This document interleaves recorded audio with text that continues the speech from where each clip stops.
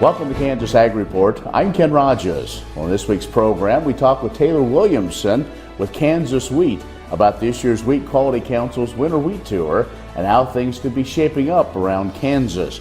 We'll also talk about future opportunities for the crop.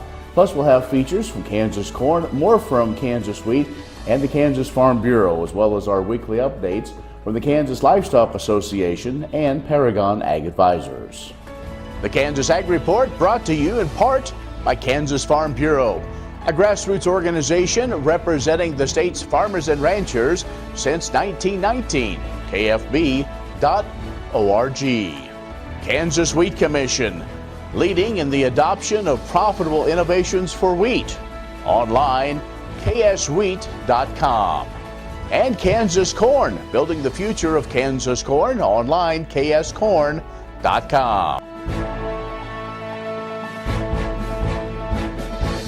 In agricultural news from agview.net, the harsh conditions in Kansas this past winter have prompted one of the state's leading weather agencies to develop a tool that will help cattle producers in the future.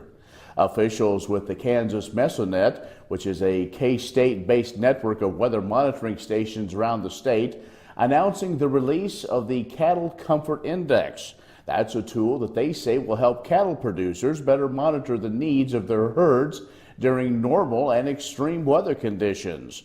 The Cattle Comfort Index compiles much of the climatological factors like weather, humidity, solar radiation, wind speed, and more to help producers determine the level of stress that their animals may be experiencing at any given time.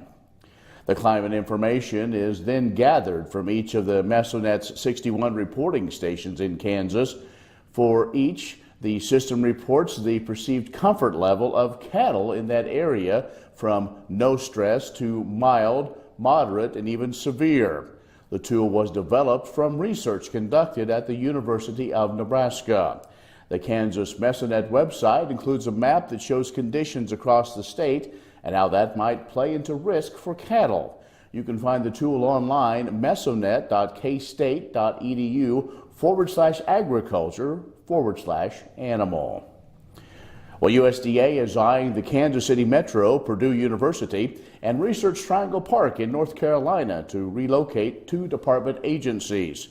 The agency announced the three finalists recently as relocation spots for the Economic Research Service and National Institute of Food and Agriculture. Ag Secretary Sonny Perdue says the move will help ensure that USDA is the most effective, most efficient, and most customer-focused agency in the federal government. It also allows USDA to be closer to the agency's stakeholders.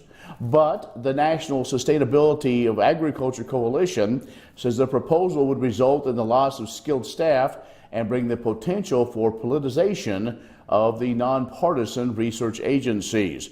The coalition says it's deeply disappointed that USDA is pressing forward with the plan, adding that the lack of cost-benefit analysis from USDA is concerning regarding the alleged benefits.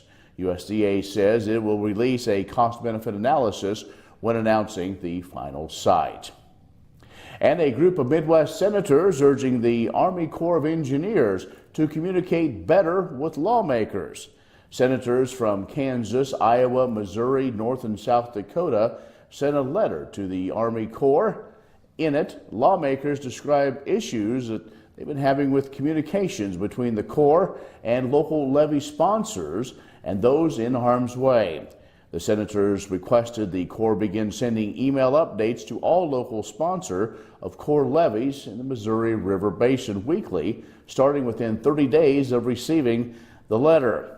Better communications, the senators say, could have mitigated just some of the damages they believe during the beginning of the ongoing flooding along the Missouri River this spring.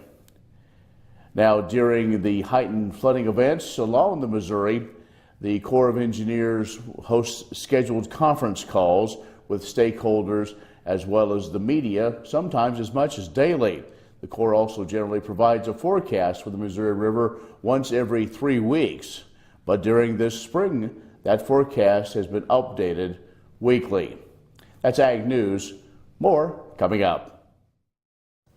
Kansas Ag Report brought to you in part by Oldie Seed Farms, carrying soil-specific seed. Find them on the web, oldeseed.com. That's OHLDE seed.com.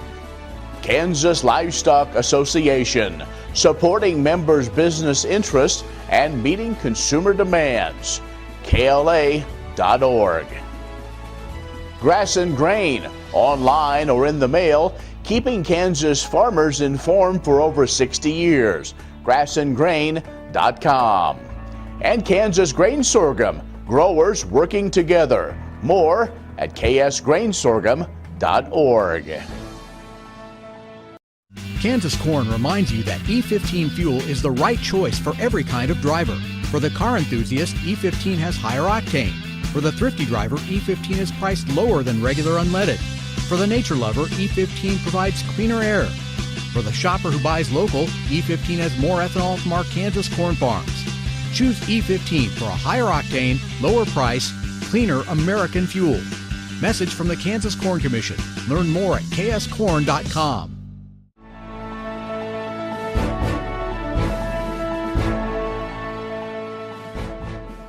Well, joining us now, Taylor Williamson with Kansas Wheat. He was one of those on the annual winter wheat tour that took place around the state just a few days ago. And I believe this was kind of your first official one that you've been on, wasn't it? Yes, it was. I've heard them go around before and always kind of wondered about it, but this is my first one. Okay, so we get into it. Before we maybe look at the different regions, give us kind of the overall take, the overall number, and so on. So our group estimated 306 million total bushel harvested. That would average out to about 47 bushel an acre. So with that at least indications so far, almost double what we saw last year. Yeah, it's going to be a pretty good crop this year, especially with the rains we've had this week. There's a chance that we have a pretty decent crop. Okay, so you're from Southwest Kansas where you grew up, but you saw a lot of wheat at a lot of different places. Maybe what were some of your observations you took away from being on the tour? So back on the tour, over that Highway 24 corridor, it was getting pretty dry. We saw some shorter wheat there. A lot of it will depend on when it got planted. The later stuff looks not so good, but the early stuff that got planted in before the rains came last fall will look really solid. South Central Kansas got lots of rain throughout then, and a lot of that looks pretty good. We're starting to see a little bit of rust going on out there, but Southwest Kansas has some really good crops coming up. It looks like, just anecdotally driving by at 55 or 60 mile an hour looks really good. There's maybe a couple of pockets where it isn't, but you brought up the possible rust issue. Mm-hmm. Were there some areas where you see some disease pressure?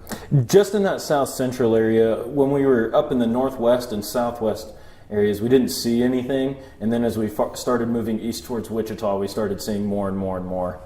What were some of the questions of the non-Wheaties, if you will, or maybe those non-Kansans that they had on the tour? So some of them were asking just about wheat in general, and especially some of the issues that the farm economy is going through. We've had a lot of questions about trade, and then some people got a little more involved with how pesticide use is going, and is there any resistance with weeds and things like that.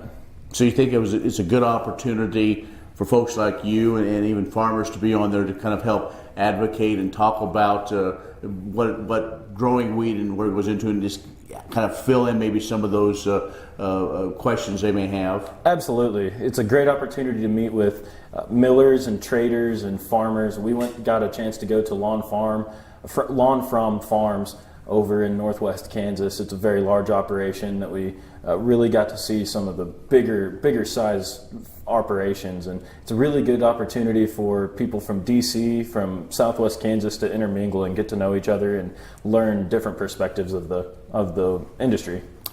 Taylor Williamson is with Kansas Wheat, talking about the annual wheat tour that takes place the first part of May. Stay with us, we'll have more coming up. Kansas Ag Report brought to you in part by Kansas Farm Bureau, a grassroots organization representing the state's farmers and ranchers since 1919. KFB.org. Kansas Wheat Commission, leaders in the adoption of profitable innovations for wheat. and agview.net, covering news and views in the Beef Belt and Western Corn Belt. Reliable and relevant, agview.net. What if U.S. soybean oil were an industry sensation? If end users started asking for it by name? That future is here, the time is now. To meet customer demands, the Soybean Checkoff is investing in varieties that produce oil with increased functionality. A message from the Kansas Soybean Commission, the Soybean Checkoff. Progress powered by Kansas farmers. Agriculture information on your computer or mobile device. News and views on grains, livestock, policy, and opinions from newsmakers can be found by liking AgView on Facebook, and on Twitter, follow AgView News. A reliable and relevant source, agview.net.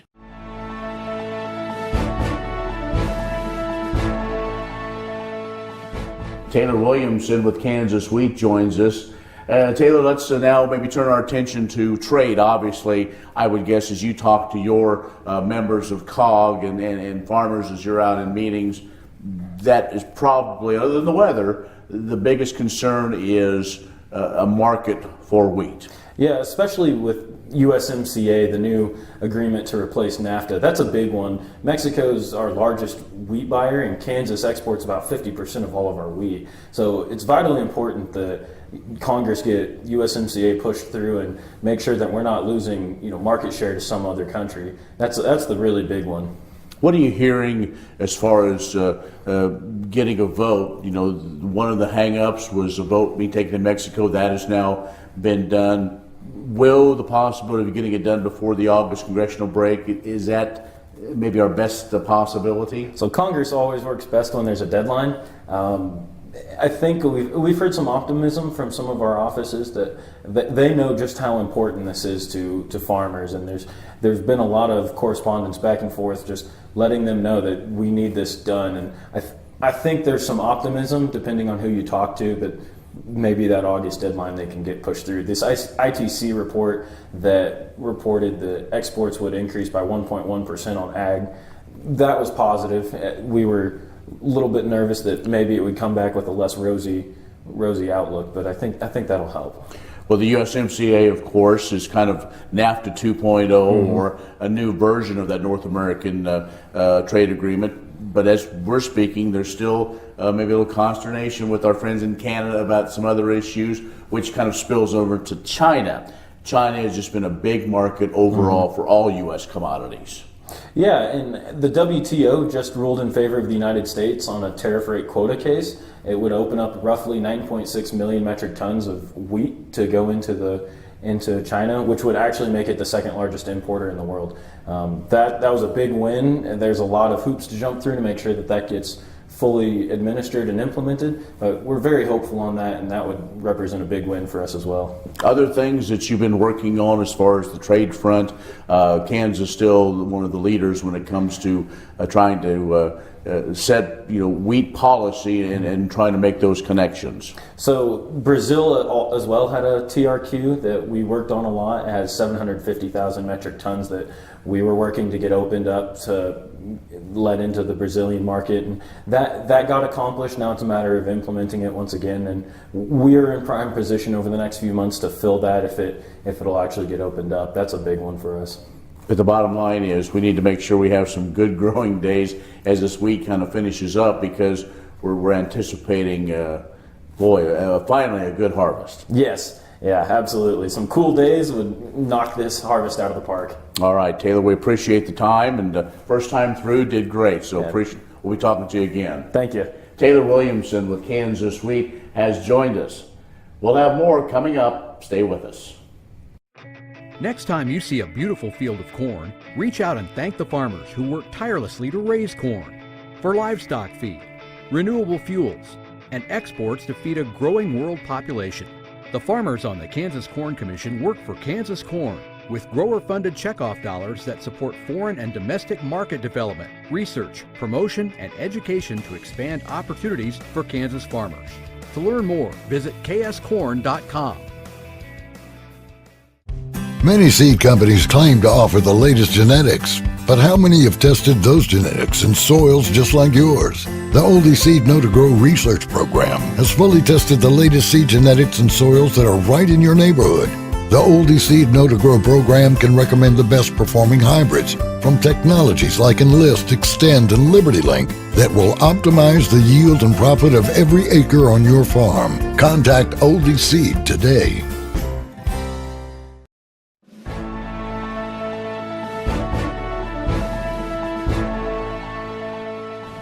Hello, I'm Jody O'Lean and I work with Kansas Corn Commission and Kansas Soybean Commission on their Common Ground Kansas program. Common Ground Kansas is a farmer-led organization of 18 farm women statewide. And what they do is connect with non-farm moms about issues that occur on the farm and off the farm to create relationships and conversation around today's food and farming. So our first event in April is on the 18th, and we're working with Manhattan Chamber and young professionals to host a meetup in Manhattan. That meetup will occur at the Manhattan Meat Market, and we'll be hosting farmers and non-farmers alike to come together and have conversation around food and some really great bite-sized meals. So our second event is April 27th, and it's Cows, Cooks, and Conversations. It'll be occurring at Hildebrand Dairy in Junction City. And while we're there, we'll have Chef Allie on site cooking up a great meal and just really gathering around and having conversation about how to get things done in the kitchen, how to get meals on the table, and really where those meals come from. Our last event will be on June 1st, World Milk Day, and we'll be partnering with Midwest Dairy and Crystal and Lowell Neitzel to host a yoga on the farm at their place. To learn more about Common Ground or even get involved, visit our website at commongroundkansas.com. And that's commongroundks.com, or search us on Instagram, Facebook, or Twitter. All over the country, more and more communities are making the change to biodiesel made from U.S. soybean oil. And the decision continues, improving the health and welfare for millions of Americans while adding billions to our national economy.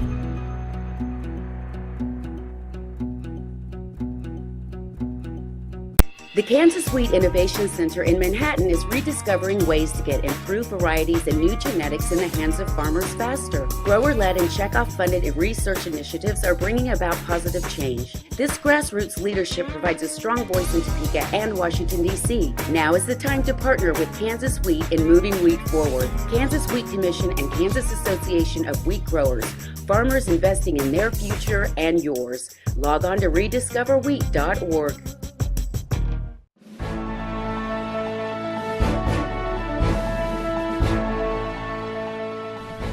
Make plans now to attend the National Festival of Breads in Manhattan, Kansas on June 8th. There's no better way to spend a Saturday than sampling breads, learning to bake, eating at food trucks, having fun and learning at a kids' fun zone, and watching a live Food Network style baking contest. The National Festival of Breads is all this and so much more. The festival is free to attend when you bring a non-perishable food item for the Harvesters Food Network. In addition, military appreciation gifts will be given to the first 200 military families with military ID. The festival will feature activities for kids of all ages and baking workshops for all skill levels. From face painting to making pizzas in a bag and bread shaping demonstrations to workshops with cookbook authors, there's something at the National Festival of Breads for everyone. Expert baking instructors will be on the main stage giving demonstrations on baking with yeast, braiding and fun shapes for breads, and baking with young families. The festival brings the entertainment of a live baking competition. 8 finalists from around the country are competing to find America's bread baking champions. There are 2 divisions for the 2019 competition: home bakers and food bloggers. Attendees are welcome to watch the masters at work, sampling their winning products, and take recipes home to try themselves. At the end of the day, judges will announce the champions. Title sponsors of the event are Red Star Yeast, King Arthur Flour, and the Kansas Wheat Commission. For more information and to view the complete June 8th schedule, visit nationalfestivalofbreads.com. Premier Farm & Home has what you need to make your lawn the best in the neighborhood. Hi, I'm Ken, We choose Premier Farm and Home for the professional look that we do ourselves.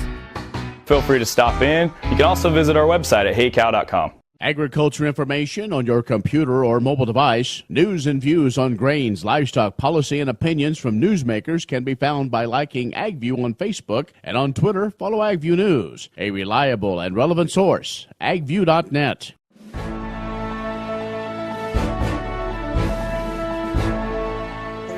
Really big increase in the number of calls I've gotten about solar leasing just in the last 6 months. So I've put a 3-page paper out there on the website, but I thought I would just kind of hit the high points with you guys today. First thing to look at is the lease term. When it comes to solar leases, the term can last for like 50 years when you include the renewal periods. A lot of folks ask about compensation. Recently, I've heard of compensation in the $500 to $800 range per acre per year for the term of the lease, when it could be very beneficial, but if it comes with some bad terms in that contract, then you may have been better off staying out of the lease. One thing that you should know, once the solar arrays are placed in to service, then the land loses its ag classification. One thing that you can do in the lease agreement is ask for the solar company to pay any increase in the real estate taxes, and they will often do that.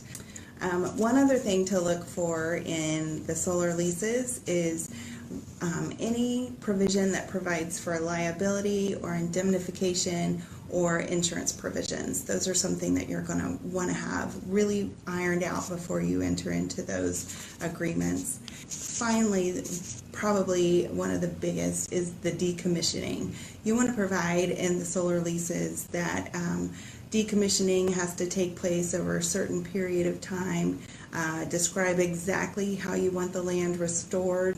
And also you'll want to require a decommissioning bond of either a solar or a wind company if that's who you're leasing to. You can ask for a certain stipend so that you can hire an attorney. We cannot represent our members or be their attorney, but we try to get them legal information to help them protect their own interests. We can provide attorney referrals, and then on matters of really large importance to a large number of folks, we can try and get involved in the courts too through amicus briefs and other means. Kansas Farm Bureau, the voice of agriculture, represents grassroots agriculture. The state's largest and most powerful farm organization stands up for its members through leadership development, agriculture education, legal defense, environmental advocacy, farm safety, and risk management. Members also enjoy money-saving benefits. To join our organization today or to learn more, go to www.kfb.org or find us on Facebook and Twitter. All over the country, more and more communities are making the change to biodiesel made from U.S. soybean oil. And the decision continues, improving the health and welfare for millions of Americans while adding billions to our national economy.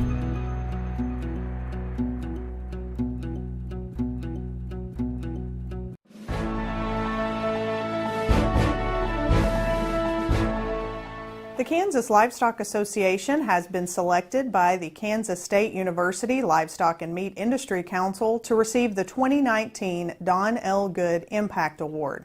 The award will be presented October 4th during the K-State Animal Sciences and Industry Friends and Family Reunion at the Stanley Stout Center in Manhattan. Named in honor of the longtime head of the Animal Sciences and Industry Department at K-State, the award recognizes individuals and organizations that have had a positive impact on the livestock and meat industry. KLA Chief Executive Officer Matt Teagarden said KLA is honored to join the distinguished group of prior Don L. Good Impact Award recipients. KLA and K-State Animal Sciences and Industry have maintained a strong partnership for much of the livestock organization's 125-year history. Collaboration between the two entities helps further the education of students seeking career opportunities in the livestock industry and provides timely educational programs for livestock producers, such as the KLA, K-State Ranch Management Field Days, held each year across the state. More information, including registration for the Family and Friends Reunion event, is available on the K-State Animal Sciences and Industry website. Agriculture information on your computer or mobile device. News and views on grains, livestock policy, and opinions from newsmakers can be found by liking AgView on Facebook, and on Twitter, follow AgView News. A reliable and relevant source, agview.net.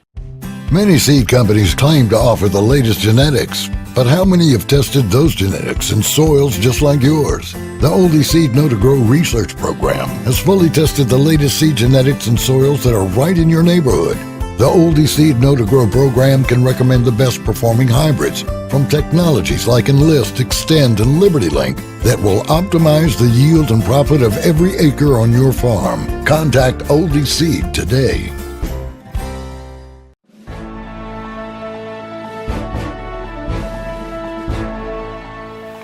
Hi everyone, Zach Otot here with Paragon Ag.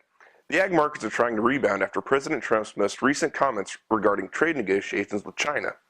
Over the weekend, he sent out a tweet saying that the 10% tariff on $200 billion worth of Chinese goods would be run up to 25% come the end of the day on Friday. This, of course, sent the markets in a downward spiral, soybeans and hogs taking the blunt of it. Currently, the U.S. and China are meeting in D.C. to try and hammer out the final details before the week's end. The funds still hold a record net short position in the grain space, keeping prices suppressed. We are still waiting to come across a news headline that would scare them out of that position. We do have the May supply and demand report set to come out at the end of the week to give trade fresh numbers to chew on. Many analysts are expecting a bump in ending stocks across the board, which could keep old crop prices at bay. Looking more specifically at corn, we have our eye on planting progress. We are currently sitting at 23% planted versus last year's at 46%. The extended weather forecast does not seem to show a break either. If we see later planted corn, we may see the new crop contract move higher. On the soybean side, the biggest issue again is trade. If we get a deal in place, we could see a jump higher. If Trump sticks with his guns and ups the tariffs, we may find out where the bottom really is.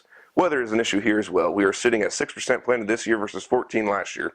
If we get the seed in late, we will likely see lower yields. Wheat followed corn down at the start of the week, coming off of news regarding China, as well as a Kansas wheat tour estimating an average yield of just over 47 bushels an acre. The USDA rated this year's crop as 64% good to excellent versus last year's at 34%. We did bounce back, however, as news of a freeze event occurred in France this week. It does not look like it will hamper production much, but does help us keep in mind that we are still due for a freeze here at home. Final decisions are difficult, no matter what time of year. If you need to sell last year's crop or think you should get started on new crop, but can't decide, consider an alternative strategy. Let us help you find that strategy that fits you. Give us a call here at Paragon Ag Advisors at 888-452-8751. I'm Zach Otot. Have a great rest of your day. That's our show this week. Be social with us online, KansasAgReport.net. Like us on Facebook at Kansas Ag Report Television Show. Follow us on Twitter at Kansas Ag Report. I'm Ken Rogers. Thanks for watching. We'll see you next week.